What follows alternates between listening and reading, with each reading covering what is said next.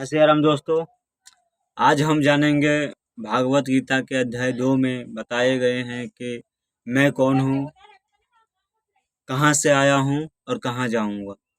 हर किसी के क्वेश्चन होता है कि मैं कौन हूँ। कुछ लोग कहते हैं कि मैं शरीर हूँ, कुछ लोग कहते हैं कि मैं आत्मा हूँ, कुछ लोग पहचानते जो उसका नाम है वो है, कुछ का कहना मानव हूँ। पर वास्तव में हर किसी के मन में ये जिज्ञासा है कि मैं कौन हूँ, और ये जानने के लिए हमें भागवत गीता का सहारा लेना पड़ेगा।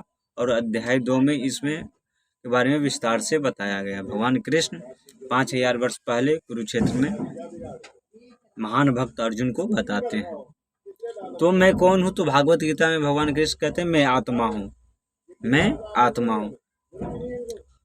अब मैं आत्मा हूँ तो आत्मा तो मर ही नहीं सकता है, भगवान गीता में कहते हैं। तो फिर लोग मरते क्यों? तो आज ये हम जानेंगे। और वास्तव में मैं आत्मा हूँ, इसमें कोई शक नहीं। हम सब आत्मा हैं, जीव आत्मा एक भौतिक शरीर में बद्ध हो चुका है, यानी कि भौतिक शरीर। तो कैसे हैं? तो भगवान कहते हैं भागवत गीता के अध्याय 2 श्लोक नंबर 13 में कहते हैं, देहिनो अस्मिन् यथा देहे कुमारवं यौवनं जरा तथा देहांतर पराप्ति धीर तत्र न मोहयति। भगवान कहते हैं जिस प्रकार शरीरधारी आत्मा इस वर्तमान शरीर में बाली अवस्था से तरुण अवस्था में और फिर वृद्ध अवस्था में निरंतर अक्सर होता रहता है, उसी प्रकार मृत्यु होने पर आत्मा दूसरे शरीर में चला जाता है। धीर व्यक्ति ऐसे परिवर्तन से मोह को प्राप्त नहीं होता। जब बालक जन्म लेता है तो बचपन में कैसा उसका शरीर था, जब वह जवान होता है तो उसका शरीर देखिए कैसा है, और वृद्ध अवस्था बूढ़े हो जाते तो कैसा है। ये शरीर बदलता रहता है। ठीक उसी प्रकार से मृत्यु होने पर भी ये शरीर चेंज होता है, जिसे कहते हैं कपड़ा की तरह। आज मैंने ये कपड़ा पहना, फिर कल उतार के दूसरा पहन लूँ, फिर परसों उतार के दूसरा पहन लूँ। तो जिस प्रकार से पुराने वस्त्र को त्याग दे या नए वस्त्र धारण कर ले, ठीक इसी प्रकार से आत्मा कहता है आज मनुष्य का शरीर पहना, उसका कार्य गलत होगा तो कुत्ते बिल्ली का वस्त्र पहन लेगा, मैंने कुत्ते बिल्ली वाला शरीर ले लेगा। कर्म अच्छा होगा तो देवता का शरीर ले लेगा, और सर्वश्रेष्ठ कर्म होगा जो भक्ति योग है तो सीधा जन्म मृत्यु से मुक्त होकर के भागवत धाम चला जाए।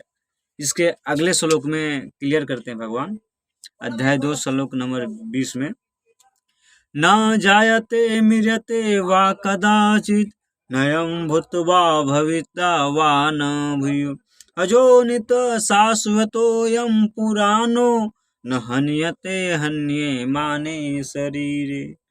हिंदी में कहते हैं आत्मा के लिए किसी भी काल यानी कि समय में न तो जन्म है न मृत्यु है, वह न तो कभी जन्मा है न जन्म लेता है और न जन्म लेगा। वह अजन्मा नित्य शाश्वत तथा पुरातन है, शरीर के मारे जाने पर भी वह मारा नहीं जाता। यहाँ तो स्पष्ट है, आत्मा के लिए किसी भी काल में जन्म नहीं है न मृत्यु है, नहीं जन्म लेता है न मृत्यु होता है उसका। वह न तो कभी जन्मा है न जन्म लेगा और न जन्म लिया है।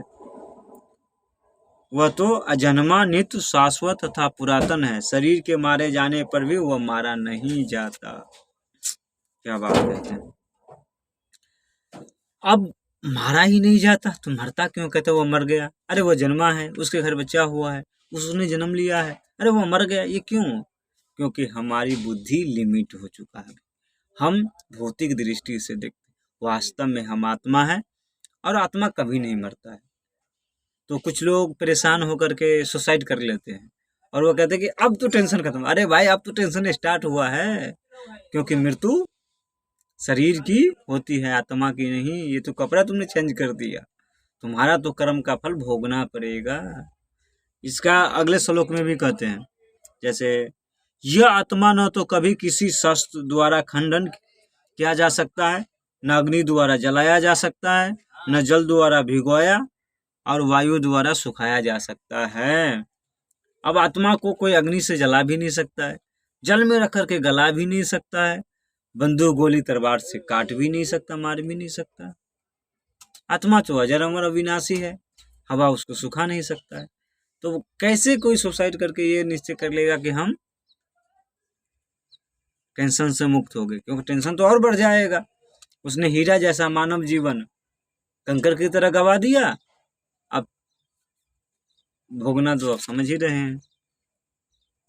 वैसे तो 84 लाख योनि बताए गए हैं, जिसमें 9 लाख है जल में रहने वाले, 84 लाख में 9 लाख है जल में रहने वाले, 11 लाख है कीट उटिंग पतंगा, 9-11 20 लाख, 20 लाख है पेड़ पौधा, 20-20 40 लाख, 10 लाख है पक्षी का योनि, 50 लाख, 30 लाख है मानव जानवर योनि, 30 लाख है जानवर योनि, तो 50-30 80 लाख, 4 लाख है मनुष्य का योनि। लेकिन 4 लाख में कंडीशन है, जिस लिए ये मनुष्य का शरीर मिला अर्थात मोक्ष पाने के लिए, उसके लिए वो प्रयास करता रहेगा तो लगातार 4 लाख बार मौका मिलेगा।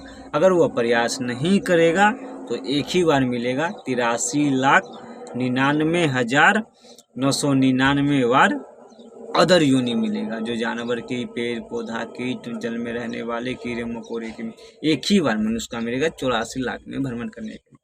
लेकिन जो प्रयास करेगा उसे 4 लाख बार मिलेगा। उच्च तन भी मिल सकता है, देव तन, गंधर्व तन, ऋषि मुनि तन, अलग अलग तन है, बस कर्म होना चाहिए, कर्म प्रधान है। तो आप समझ ही गए होंगे दोस्तों, हमें अच्छा कर्म करना चाहिए। इस जीवन की कोई पता नहीं, इसलिए हरि का नाम लीजिए। कलयुग केवल नाम आधारा, सुमिर सुमिर नर उतर ही पारा। कलयुग में केवल नाम आधार है, अगध युग में यज्ञ से, तप से, ज्ञान से भगवान को प्रसन्न किया जाता था। इस यज्ञ में केवल हरि नाम से भगवान प्रसन्न होते हैं। जय सिया राम दोस्तों।